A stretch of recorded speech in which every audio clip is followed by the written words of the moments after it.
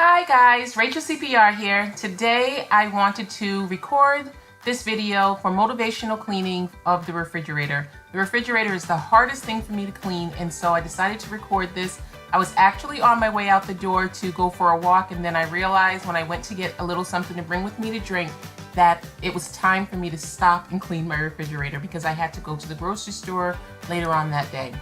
So I hope you enjoyed this video.